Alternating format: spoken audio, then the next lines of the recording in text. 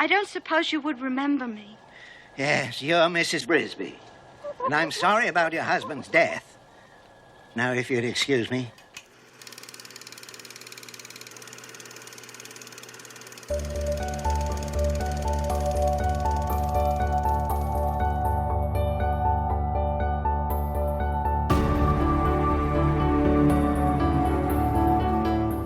Hi, I'm Sophie, and I haven't seen a lot of movies. Hi, I'm Paul, and I'm here to help with that. And we are SP Film Viewers.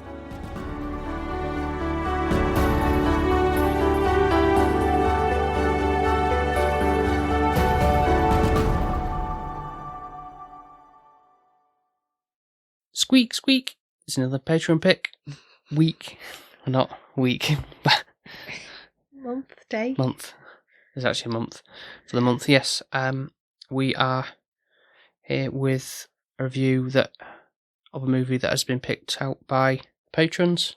I love the patrons. The film question features mice, and so did the other one. Oh, okay. No. Mickey Mouse. No. And Sleeping Beauty. they are animated mice films, and both... Ratatouille. No, nothing to do with that. Disney or anything. Although they worked on by someone who used to work at Disney. Don Bluth, who has directed films such as The Land Before Time, the dinosaur film that's like very sad and... I think I've tried to put that yeah, it's very much like a, oh my god, yeah. Is this going to make me cry? Well, look at the cover. Oh, Secret. The Secret of NIMH. NIMH. She's cute. How old is this? Because this looks like 90s. Is it 90s? No, it's another 80s film. Which I joked on the Patreon thing, like we're stuck in the 80s again. So with the thing on, so I thought I'd round it off. They just look like not 86 or 87, but it's 82. 80. Oh, okay. Yeah. They look like Cinderella mice. Yeah, they do a little bit on this cover. Is it Sleeping Beauty? She had mice or she had birds? No, she has that fat mouse. That's Cinderella. Oh, so right the first time. Yeah. But yeah, they're cute. Obviously, you'll see it on the Instagram post what the photo looks like of the Blu-ray I've got. So, before I read the synopsis of this, I want to thank the patrons, of course, and give them a shout out beforehand. Yeah, because to be fair, I think they get a shout out at the end, and I don't know, maybe people once we've done the review stop listening. Yeah. So I think it's only fair, I think. Yeah. To do that. So we sadly lost a family member. You informed me. Yeah, unfortunately, the newest one we had. Maybe it just wasn't gelling with the stuff. The so show, we need more. We need more to replace. Quickly replace. No, to be fair, he was a male anyways, wasn't he? So more of girl power we're requiring. Yeah. So a job vacancy, as it were, is available. Well, yeah. You win some, you lose some. Yeah. But we will obviously shout out the family members we still have. My mum. Mm-hmm. Thankfully, I'd like her in both aspects. We've also got our friends Alex and Shani, who are under the handle Desperately Seeking Username and SDOG on Instagram. We've got Jonesy and Emma, who are at WeightLossJonesy and M_Hayton on Instagram. We've got Gren, who is under the handle CGren_draw on Instagram. And then we've got our podcast friends. Yeah.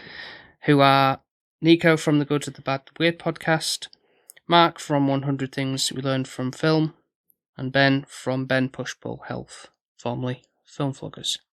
So go check them out and give them some love as well. They're well deserved and really, really good podcast. And I think they've been going around the same time we have, really, haven't we? Yeah, very much, yeah. So if you want to have your name read out every single episode and have the privilege of picking a movie like this one once a month, then head over to patreon.com/SP Film Viewers. You can pay as little as £1 or $1.50 a month for those privileges and helps support the show. Right, on to the synopsis for the film. To save her ill son, a field mouse must seek the aid of a colony of rats with whom she has a deeper link than she suspected. Where's the dad? Is the dad a rat? Have you seen this before? Yeah, I've seen this before, yeah. Okay, great. Sometimes. So that means Why we will would- be asking questions. You'll while I'm be watching. asking questions. Yes. No, I'm not going to be asking questions. Do you have any questions now? Will I cry? Does she find her son? You're not going to tell me Well, that, are you? Will I be sad? All I'll say is a bit like the early Disney, like Pinocchio, where it's a bit like dark and sinister. So, looking But at the mums co- normally die. The cover is probably not actually quite a true reflection of what Oh, the nice. thing. So you made me go, oh, and then I'm going to be like, the mouse actually- is going to die, isn't she? What's the blue thing? Because it looks It's like a- something from Up. It's a crow. Kevin, is it Kevin? No, it's not Kevin. No, I don't know why he's blue, and the art style is very odd on the cover, I must admit. I Based guess on he's what massive though in comparison with a mouse. I don't really Yeah. think the scaling's correct Mm. because he looks like more like a flamingo he does. sized Yeah. bird. But yeah. yeah. Which is the son that Luke gets lost? The one in the blue shirt Um, with his tummy I out. I Well, can't. maybe I think the others are girls. To be I'd- fair, They've got eyelashes, like females Mm. having cartoons, so you know who's a boy and who's a girl. So yeah, but this will be a good watch, I think. when did you see it? Or are you going to save that until we actually go into the podcast? Yeah. Let's do that Okay. and go and check out The Secret of NIMH.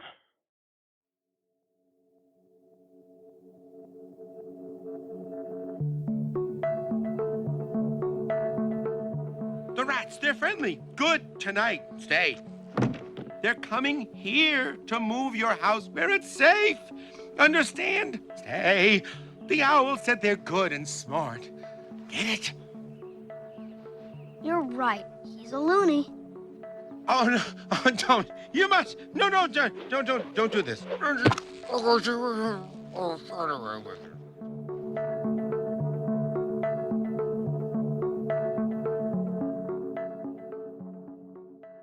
And we are back, having watched Secret of NIMH. What is the secret in him? Are you asking what NIMH is? It's a place, isn't it? But what's their secret? Well, NIMH is an acronym Hmm. for the National Institute of Mental Health. Okay. Mental health of the rats and mice or of people? The story behind it is that Jonathan Brisby and another character, Mr. Ages, they were, along with a few rats, and other mice were subjected to experiments that they were in this test centre, obviously doing that, and then that's sort of enhanced their intelligence. Mm-hmm. Really, so that's what. So basically they were tested on test subjects. Lab rats. Yeah. Yeah. And they're getting almost like a superhero kind of thing, where they gain powers or. I guess, but then when we're watching this, they don't look any different at the time because she can still speak, obviously, because we're watching it, and she can read a little bit. So it don't make you think that the other rats are or mice. Where's rats that are in this that are more? So. No, but I mean, because you don't really encounter any other mice, you wouldn't know that they're special, really, in that capacity. Oh, because they're all just standing up and talking. Yeah. And they've got clothes on. And you just think it's a Disney film. Yeah. So on the subject of that, then I said about the director was ex-Disney staff, and could you definitely tell There's a lot of characters that reminded me of Robin Hood a little bit. Yeah. So there was one little jolly fat guy that was on the baddies side this time. That looked like Do you mean Friar Tuck or Little John? Little John. Well, he's the bear character. But I'm thinking that now that you said thinking on it now, I think you probably think more like the Friar Tuck character. He's a bit more plump and rounder. Yeah, not as tall. And then I think Justin was it the good rat. Yeah, he looks a bit more like Robin. Yeah, Hood's he did character. add that kind of. I don't know if it's a case of when they try and make like animal characters look like attractive to Yeah. thing. I don't know if that's what they're going for with that, and it's like It works. Like Works. you But can tell he's charming and yeah, handsome. It's coming across that way. sexualizing it that. But Obviously, you there don't- wasn't anything with the little shrew mouth. Like the Mrs. Brisby. No, there wasn't really of that, other than when she's trying to with the crow character Jeremy, and she's trying to like sweet talk him to be like. Oh, so she's look fluttering at- her yeah, eyelashes. Yeah, it's that kind of thing. But other than that, it's not. Yeah, there's nothing there like super sexual, which is good because I don't think it doesn't need to come across that way at all. I did think her actually, character. for her, she was going to fall in love with Justin, or there's some form of connection where she was going to like. Yeah, I think that's potentially implied, but yeah, because she seemed to be quite leaning towards him towards the end. Mhm. I think overall it's pretty simple, obviously film animation, but you said it was a bit darker. So I'd got myself up for like Bambi, or like the Fox and the Hound, where I was really thinking, is somebody going to die? Like, people do die, but not really relevant people. I mean, they do. They are relevant, but you're meaning the good guys aren't really like getting like the family. Isn't I just there's assumed no casualties there. Like little tiny Tim, let's call him, because that's kind Timmy, of Timmy. and he was very small, and he's the youngest, and he's unwell. Yeah. He's got pneumonia. I was thinking, oh no, don't you die? Or like when the mum going out on the missions. Yeah. And then leaving all her children to be orphans, because obviously the dad's already passed away. Yeah. That would definitely have made it more sad, and I think that's what I was then anticipating. So then when other characters that weren't as main focus or main lead, like if Justin had died, probably that would be a bit of an impact, but it's really, well, it's a baddie that dies, which we all love it when a baddie dies. And then obviously just a really old, elderly, wise man. Nicodemus. Yeah, the elder. Which, to be fair, I think that just makes Justin get promoted, in my opinion, doesn't it? Essentially, yeah. Which is not a bad thing. No. You've got the baddie, that's... He's called Jenner. Which I thought was a female name. Like Caitlyn Jenner. Yeah, it really threw me off. I was like, And he's just your typical cliche baddie, isn't he? Yeah. And he's always got a sidekick, so it does feel pretty much like a Disney kind of aspect of you've got your even just how they move and the sort of like facial reactions and stuff. Like see like something like let's say Shere Khan from Jungle Book, or the hint of I don't know Jafar or something like that. Like a sort of like some kind of fusion, even though that would have been not at that point, but you know, like that kind of the villains kind of. And I think it's the colorization. So like in a Disney or in any kind of animation, the goodies are more lighter colours, and you like kind of literally mousy brown colours. And even though the colours they're wearing are more noble, and then obviously this character, obviously he's a rat, but he's got more colourful robes and garments. But then it's dark. Everything's a lot darker shades, and he was a black rat. Yeah. And Justin was a brown rat. Yeah. And I think it was just like making this character look darker and more ominous. Yeah. 100%. Which works. Yeah. Then initially I thought the Secret of NIMH was a person. I didn't think it was a place. So when you read it to me. Yeah, like who's NIMH? Yeah, I literally just thought it would be she was called, the mum was called NIMH, and she had some secrets to hide. But that's not the case. No. The first opening scene, you can kind of see the mum's just wanting to look after her family and protect them. Obviously Timothy is poorly, he's got pneumonia, which normally when you're little or old, that can really knock you for six, and you probably the worst outcome will happen. So she goes to, I want to call him the doctor. Basically, is this Mr. Aegis? Yeah. Do you not think he reminds you of the father from Beauty and the Beast a little bit? No, not really. I think it's just like he's a mad scientist kind of thing that I'm getting the vibe of. Right. Yeah. So, and he's old, and he's got like the white hair, and he's a bit plump. And I don't know, just straight away when I saw him, that's what kind of came into my head. He's grumpy as well, like he just wants to be left by himself. He don't want anyone bothering him. Yeah. Kind of reminds me of you. And he's living. Is he living in the tractor? I think so. Yeah, on the abandoned vehicle. Yeah. On this, they're all based in this the farmland.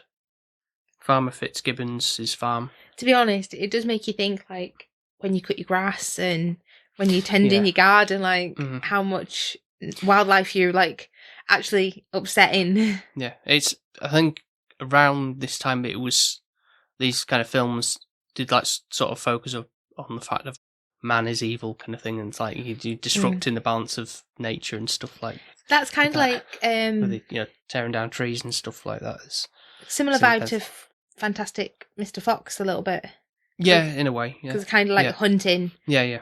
And the rats are taking the electricity and they're doing their kind of bad part. Yeah. I don't know if you remember, this is almost like a very British TV series, The Animals of Farthing Wood. Oh, that sounds familiar. Because that's also kind of like a similar thing, if I remember correctly. But they were animals on like all fours and everything, but they were talking and everything. I think so. Yeah. Just looking up photos. But it looks familiar. Yeah. Well, I think that's like similar messaging as well for the time, like. But I do think we are bad. Like, I do think we, like, the more and more you see, the more wildlife and nature we dig up just to plonk buildings on top, and we're not thinking about the actual outcome of it all. And I think that's something that we should be considering. Like, I didn't think, like, there's a random pot that a mouse would be live living in. Yeah. But then I did say, oh, well, why don't they burrow underground? But then I didn't realise, like, massive tractor plough could... thing would be churning up and, it's got like it's like an earthquake for them underneath the ground. So, yeah, it's not safe for them that way. But I know, obviously, for farmers and everything, that's, that's their livelihood, isn't it? And that's what, ploughing the fields and stuff. It's nothing like, oh, this is coming out of the blue kind of thing. But I think for them, it's like, oh, it's coming early, as if like you haven't got time, evacuation type of thing. It's like preparing, isn't it? Because it depends, like we know, depends on how well of the spring springs. You could be cutting your grass sooner rather than later. It really does depend on what the weather's doing. It depends on when you start these things. If you've got a good summer coming, then yeah, it will happen. But you do feel sorry for all the little creatures. Especially because the mother is so torn, because she's like, well, Timothy can't move. He needs to be in bed rest for 3 weeks. I can't do that move. But then a part of me just think, well, couldn't you just live somewhere else instead of going back and forth? Like, where do you move to? Do you mean why they were living in that particular place to begin with, or why they've got more of a stable? Like a thing that's obviously out of the way of... Well, yeah, because like I know birds migrate every year, which is obviously easy for them to travel and move. Yeah. But if they know that this plough is going to come every year... But they're not living on the ground, are they? No, the birds aren't. Living up but in trees. What I mean, like, that's why I'm thinking like a field mouse is probably better thinking, oh, well, this plough's going to come. Evacuating and moving out. Move to the edge of the... Like, why can't they move somewhere that's a little bit more, like, stable and not going to have this evacuation every year? Like, I just don't... If that were me, I would be finding a new house. I couldn't be arsed moving out. Like, where do they go for the time being? Like... With the shrew? She's a bit of a mardy woman, isn't she? Busybody, yeah. But the funny thing is, you don't see any other, like, mouse field community. Like, she acts like she's looking after all the community. But you don't see anyone. Like, it's not like the Shire where there's, like, loads of little mice around. Yeah, that's true. For it being a film that's, like, less than 90 minutes, do you feel like it could have easily been, like, more developed? Like, it could have gone for much longer, or in that sense, by that token of... I guess, yeah. Yeah. Because for me, like, on this rewatch, I got a sense of how, like, from watching, like, The Dark Crystal, not only just for the fact of how it's kind of like this, well, it's got fantasy elements to it, but has that sort of, like, dark undertone to it as well, but not, like, absolutely terrifying, but also the fact that, because it seems like a lot of background lore on things that we don't know about, and it's like, you kind of like, this is just like a base point, and it's like, you want this to be explored a little bit more in this, and yeah, as to like more about the experiments they did and all that kind of stuff. I don't know why and and the amulet and all that kind of... Didn't tell her, like he died because he was wanted poisoning dragon, the cat, like Yeah, putting yeah, him to sleep yeah. for whatever. To escape, I think, really, to move from the... But to move from where, sorry? He was helping the rats, wasn't he? Yeah, he was. But he They were living jeopardised- in the rose bush. So he jeopardised them, though, yeah. and put them before his family, basically, because he already had his kids. It's had been miffed off with it. If that were you, and you decided, oh, well, these rats were my family first, I'm like, well, yeah, I've got 4 kids now, and I'm on my own, Paul. Like, and she's got... I thought it was a sister, the shrew, initially, but it's not, is it? It's just one of those random people auntie, you call auntie. Yeah. I don't think, if we have a child, I don't think I'm going to do that. It just confuses you, because, like, when then you realise you're growing up and you call her auntie and you believe she's family, it's like, well, she's family, but she's not really. Yeah. Extension of that, yeah. Just call them by the name. Like, if they're part of your family, they're part of your family. You know, they'll be around. But did you have aunties that used to be, like, around and then not around? No. No, I can't say. Really did. I used to have a lot of... not many actual, like, relatives of that nature anyway, that if I did, I didn't really see them, so... I had quite a few stepmums. Well, not stepmums, but, you know, like... What? When my mum and dad... Auntie. No, when my mum and dad separated and my dad had loads of different women, I guess, I don't know, like... Well, they weren't really step... Well, they never got married, yeah, but... exactly, yeah. Can't call them step. What would... I don't Just know. girlfriends, then. Yeah, I've had plenty of those. But... Yeah, I don't know, I think she seems a bit arsey towards the kids, does the Aunt Shrew. It seems really mean initially, and I'm thinking, oh, she sounds like an horrible little character. But then, I don't know, she kind of comes into her own. Like, she kind of acts like she's got the world on her shoulders. Her life's so hard. But she actually, I do think she's there for the mum. Like, in the end, when the tractor, she's like, I'm going to stop the tractor. I can't, not, because of Timothy. Yeah. Like, she's the one that actually does step up and pull fuel out, isn't she? Yeah. So, I didn't think, looking at that character, that she'd be that type. Sort of a semi-character arc there going on. Yeah, I like a little anti-hero. Yeah. What do you make of the owl? Well, very, like, menacing, and the Grand Owl he is, and it's called. So, like, you said, in that scene where she's going to meet him, and so there's a big spider in there. Like, is there spiders that are big as mice? And then he gets stepped on by the owl, who's absolutely massive in comparison. I wouldn't think there is spiders bigger than mice, but maybe in America there is. But well, we know that from the big robins. Oh yeah, so. we've learned. Yeah, we've learned. If you're listening to us, Blue Velvet episode, yeah, a lot of people saying, yeah, standard corrected that the robins are bigger. Yeah, like a thrush, basically. It's not a robin, in my opinion. A robin's a little bird, but also in our logic, a spider would be smaller than a field mouse in the UK. We don't have tarantulas. Thankfully, thank God. Yes, yeah. So a tarantula won't be coming out eating a mouse. Would a tarantula eat a mouse? Yeah, of course they would. Yeah, they would do, yeah. Ugh. Yeah. But yes, so back to the owl, then he's obviously seems like a foreboding presence and everything. And didn't the crow say that the owls don't eat mice only at dark? Well, yeah, which it was almost kind of, because you said, like, when he'd done speaking with her, so right, it's night time now, I'm going, so it's like he could have eaten her there and then, but again, it's more I think it's because she's got the name drop of being a Brisby. Yeah, it's like, oh my God, like she's a really famous person. Yeah. She didn't realise how important she was.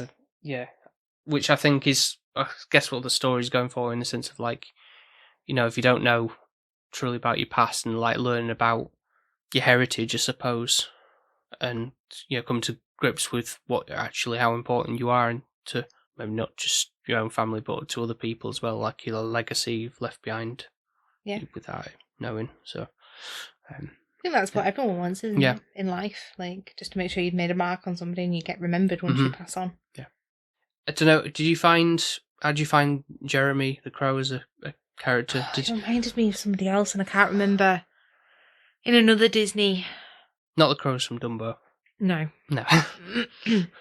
It wasn't a bird, I don't think. It just reminds me, he's like... Mannerisms? Yeah, right. More so, and I can't put my finger on it. Okay. but I've seen something like that before. Maybe Donkey from Shrek is maybe where I'm going. Thinking it's like this lonely companion that just doesn't know when to bugger off. And basically, like, she kind of pities him, but it is more like a pity than oh, well, I want you around. But I think she finds him endearing, even though he's caused her a bit of pain. I think it kind of happens like where Shrek takes Donkey on board and looks after him. I think that's the kind of relationship I'd say they've got. I guess, yeah. I like the Crow. I think he's funny. I think it adds a bit of humour to the darkness of the film. He does it in that sense, yeah. I feel like he's the comic relief, as it were. Yeah. Because for a younger audiences, I don't even know by today's standards how terrifying it might come across. Whereas I sort of took it as the norm for the time of like, oh, this is just what these animated films could be. That's kind of more what I sort of let's say grew up on. Like films like this and let's say The Land Before Time, same director, and even the other one we did that was pitted against for the Patreon pick, which is American Tail, which is also... Are there more detectives on that one? No, you're thinking that's more the Disney, the Basil, the Mouse Detective. No, American Tail is more about like a Jewish family of mice who are travelling to America. Why did we have a mouse-themed Patreon pick? Just called it Mises for March, so... instead of Monster March. Oh, I like it. Do you think you could do a whole month of Mises for March? I tried hard enough, but the program would predominantly be mostly animated film. And then, you could class what's it called, that one that we went to the cinema and we covered recently about a vampire? Nosferatu. Yeah, it had lots of rats in. Yeah. But Ratatouille would be one. Oh yeah. Mousetrap. Yeah. I think that's a live action. Stuart Little. You could actually do a full month. Yeah, I just picked them out because like, okay, well, for films that you haven't seen, and it's like didn't want to cover this film at some point anyway, so it's like. Were you happy with the pick then, or were you happy with either? No, I was happy going back to this as a watch because I feel like it offers a bit more than probably what the other one honestly would, to be honest. Even though that has a dark undertones as well, but this has that added thing of the fantasy element and everything. Like I say, it does kind of remind me of Dark Crystal in a way, even though obviously this is all like taking place in the real world, as it were. There's not like, there's just characters that sort of look like they are from like a fantasy realm and all that. Because like with Nicodemus, with obviously like the long mustache and everything, and the warty skin. And is he the one when we see him at the beginning when he first opens? Yeah, he's talking about the amulet and everything. Yeah. What does the amulet do? Because I know it says it's like a key for every door, but then it kind of does the thing where you think, oh, if they'd have known the purpose of the amulet, I don't know, I can't say that, then you'd be able to just finish the story beforehand, because it's one of those where it's like, oh, the kids are drowning, sinking in the mud in the pan. What do we do? And then basically somehow she becomes like a wizard with her amulet, she becomes and Jesus, and like rises the and pan they're up. They're all like bowing down to her and everything, and yeah, she's got this the power to pull the rope and everything from it, and it's. But then she's like, we kind of go, right, okay, everyone's safe now, everyone's fine. To the rats are going to go now because obviously they've got their own stuff to be dealing with because they're going to get evacuated from the rose bush. And she gives the amulet to Justin. And it's just like, oh, right, but next winter, spring, when the ploughman comes again, might need your amulet, mightn't you? But yeah, it is one of those where it's like, oh, actually. It's just for, I say, plot convenience or. Yeah.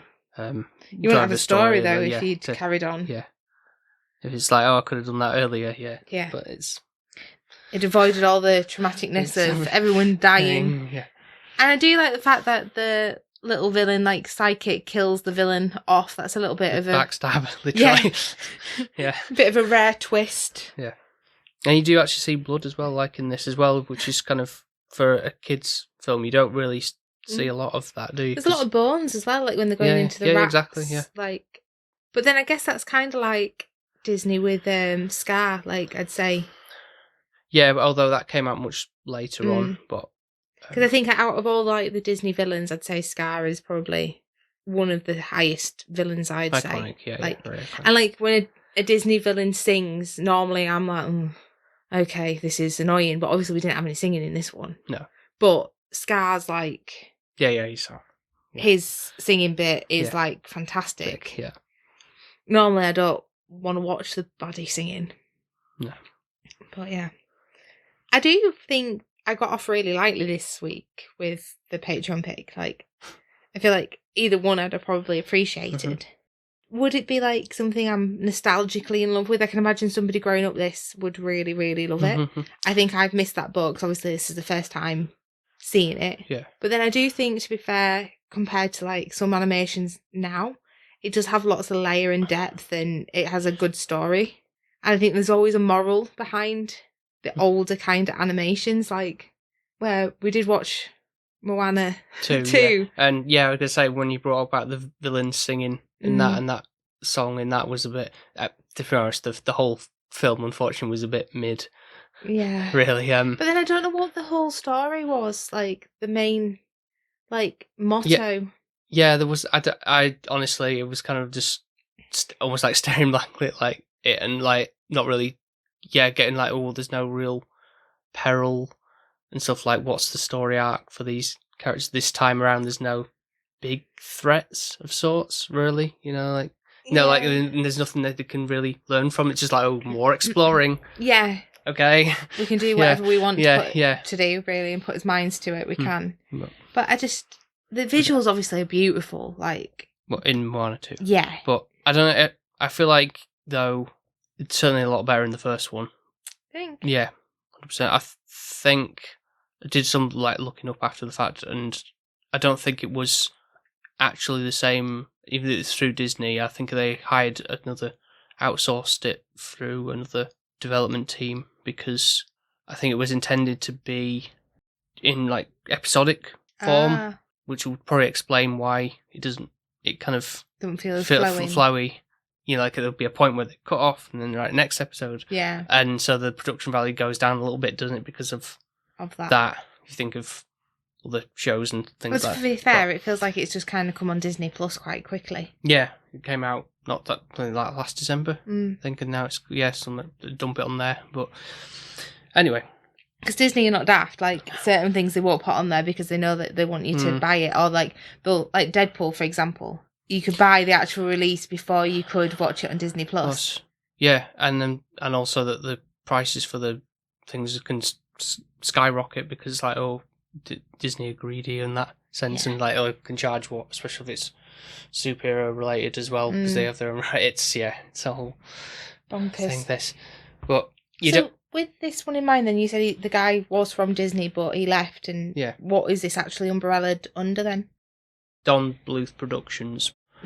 Like, not like a, say, Pixar or Studio Ghibli or anything like that. I don't. Just his own name and production. I definitely think that they don't make films like this anymore, because I think the probably studios would be too scared to put something out like this, and think they'll have complaints from the parents that the kids are scared of what this has to show. And I feel like we had really scary villains growing up, though. Like, I remember watching Snow White, and we've said this before as well. Like, petrified. Afraid of that, and even like The Fox and the Hound, like, that was quite traumatic. I remember, and Dumbo, like, oh my goodness. Yeah, Dumbo. Yeah, I remember. I haven't seen that in a while, but I do remember that's being quite a I was sobbing, and even Bambi, like the beginning when like, obviously Bambi's been orphaned, like. Now, see, I don't really, unless I'm misremembering it, I don't think they linger on that too long. It's obviously, it happens. No, but then I think it's just then, right, next thing, like, move on. But it's the shot, it's the noise of, like, it's implied, like, a gunshot. Like, I don't think they do anything like that nowadays, to be like, and then it's like this eerie silence where, like, Flower and Bambi are just looking like. I don't think they're at the. Oh, well, Bambi's just on his own. But it is like a deer trapped in headlights silent moment. But Dumbo's worse. Yeah. Dumbo is worse. That's, like, horrific. But then I feel like with us growing up, we had some really good ones. Like, I always loved Pocahontas and Mulan. Mm-hmm. Like, they would be like my top two, which I'd kind of compare them to like Moana, like somewhat equivalent now. Mm-hmm. Yeah, the 90s, late 90s, yeah. Because she's not really a princess. She's not like your Snow Whites and Cinderellas. Mm-hmm. They're like more like a society's, like she's higher up rank in like the village or something. Mm-hmm. I do think though this one is unique in its own way. Yeah. It has got similarities, like straight away there's the little boy mouse, not Timothy, the other one. Yeah. And he looks like the chubby mouse from Cinderella. But also, you said like he's got characteristics of I think he's like, I'm not scared kind of thing, like that kind of scrappy attitude of I guess like I kind of said what's it, Toulouse from the Aristocats with their little might mean tough alley cat meow thing, that kind of. Is he the ginger one? Ginger one, yeah. Yeah. That kind of like he thinks he's really tough and everything, but that's not an uncommon characteristic of like a little kid character being like, I'm and a little boy of that as well. Yeah. And I think just the designs, like the whole way the little family was captured. Like obviously you had the elderly sister, then a baby sister, which was really cute. Oh yeah, well she said like, oh look, was it found a turkey or something called the crow? And then the shrew at one point stopped pawing me because she kept on like going, Aunt, Timothy's not well. And then the sister repeats the same thing. It's like, because she always listens to her, but you won't listen to the very youngest one. And then I think the crow at the end, I do like the fact that he gets a partner because he is kind of a bit of a klutz. And the shiny thing, women like shiny things, give me it. She's like, I've already given it away. But yeah, I think overall, going back to the cover as well, like showing you now, like does that reflect what the film?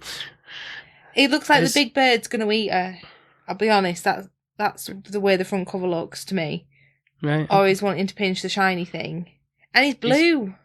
I don't know. He's black. I don't know why he's blue. There is I think it's only recently come out, like, because I think this is like almost like out of print, this kind of disc. So they've done like a newer version of it, and the cover on that looks a lot more like typical of what you're getting in the film, basically. Looks like more magical and that purpley hue and everything like that to the cover and everything. But for me, it's not like you probably think like, why haven't you got that? It's like, well, because I think the transfer is pretty much the same. It's not like like some these they're like a restoration remaster or anything like that. And think, well, it's probably going to be a lot better than what that is.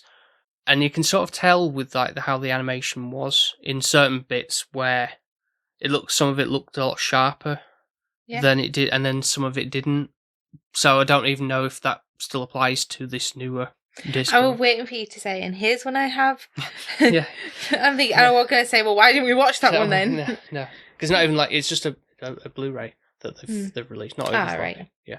But it just seems odd that but I'm guessing it's more a reason for accessibility of like that one they've got. It doesn't exist anymore except for like a quite high pricing because it's kind of lost art kind of piece of that. So, but like saying, just touching on the animation visuals of it, like when they don't make like films like this anymore, again, the detail on like the almost like watercolor painting on some of the things, and just how the sky, even like the background stuff, the end shot where you can see all the Brisbanes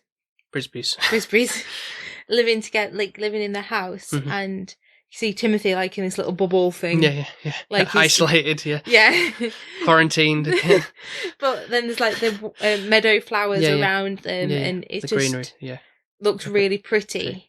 And I think that's when I kind of run about, like, it'd be nice to see other houses, like, around them. The community, Because I think I could just see, like, a little community of field mice, like the hobbits. around, but I do think some of it is beautifully drawn. Mhm. And even the darker kind of like with the owl, like Yeah. the character The designs atmosphere are really that you get of that, yeah. character designs and everything as well. Like they've been really creative with how they've done them. It feels like a little bit like the owl, and what's his name now? Nicodemus. Kind of got Gandalf like Of course, vibes. yeah, so like that elderly, wise old kind of, like say, like that fantasy element, really emphasising on that, like from the norm of what you'd expect an owl to look like, I suppose. And the old rat, like, is he a rat, Nicodemus? Yeah. Yeah, he is, isn't he? That's what I was mentioned before. Because I think what we also know is maybe this is why James doesn't mention it to his like the mum mouse, because he's gonna outlive her, isn't he, and his kids? Because like I think with this like injection, Do you mean Jonathan? Jonathan, yeah. Yeah. He's gonna outlive them, isn't he? Because the aging of this injection makes them live lots longer. Yeah. So maybe this is like his third family. Maybe. Before we wrap up then, what did you make of the antagonist character of Dragon, the cat?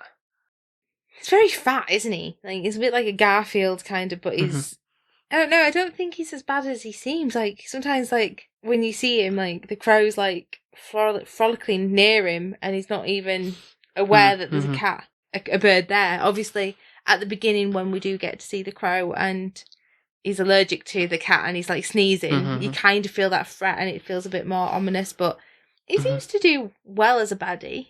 But yeah, he's very much more like a feral creature because he doesn't speak like the others does. He obviously he's not got the serum or anything like that.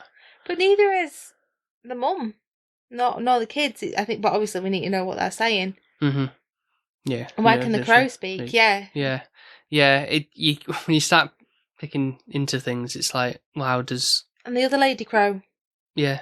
She hasn't been injected with, unless they've all sort of semi-escaped from, and it's just genetics passed out. I don't know who knows. But yeah, you think you've got to have them speaking so you can understand what they're saying. But yeah, I think it makes it more of a threat because he isn't speaking. It kind of builds and that suspense. And because he's obviously got the scary eyes and everything. And he's massive. Yeah. It's like the size of a dog. Yeah, it's an interesting name, calling Dragon, but yeah, again, more like monstrous because of that factor. And I think it's kind of like he is the killer of like mice and birds, and he's the most threat, isn't he, compared to the owl? And I suppose also the fantasy element thrown in there as well, like just giving that name of something that a mythical creature. Yeah. Same with Nicodemus, and also I think it helps because he's like the cat of the farmer, so and then they're stealing the electricity off the farmer, and they're going in and out of the farmer's house, and he's not really doing much to defend all the rats that are in the rose bush. So the farmer's a bit miffed that he's got this cat that's pretty useless. Yeah. There we have it. Have you got anything else? I think so. Right. So it's over to scoring then. What you can give it? I think if I grew up with it, I'd probably be more nostalgic towards it. So it's like always watching this with an adult head is a bit kind of ruins stuff, doesn't it?